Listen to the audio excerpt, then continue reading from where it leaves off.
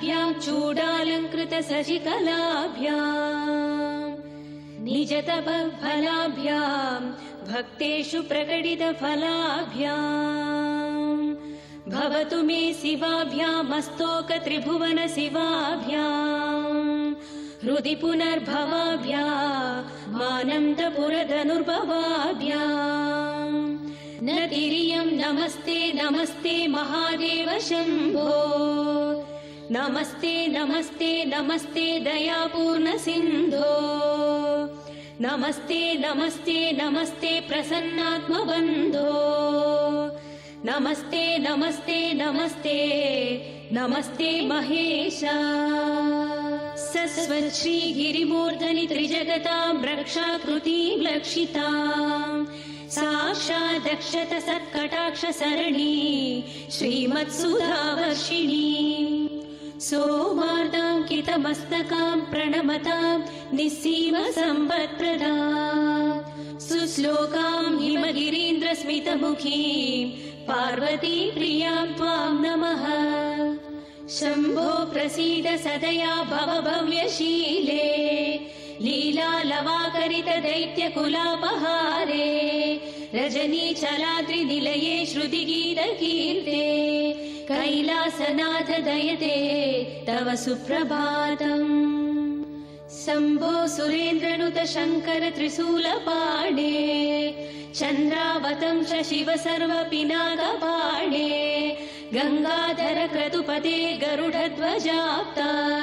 कैलासनाथ दयते तव सुप्रभातम् विश्वेश विश्वजनसेवित विश्वमूर्ते विश्वम्भर त्रिपुर भेदन विश्वयोने फालाक्ष भव्य गुण भोग विभूषणे सा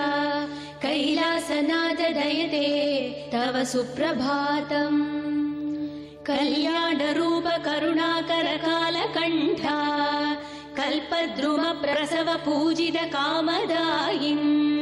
दुर्नीति दैत्य दलिनोद्यत देव देव कैलकण्ठ भस्माधरा कैलासनाथ दयते तव सुप्रभातम् भक्त मार्कण्ड प्रिय वरदो भवाः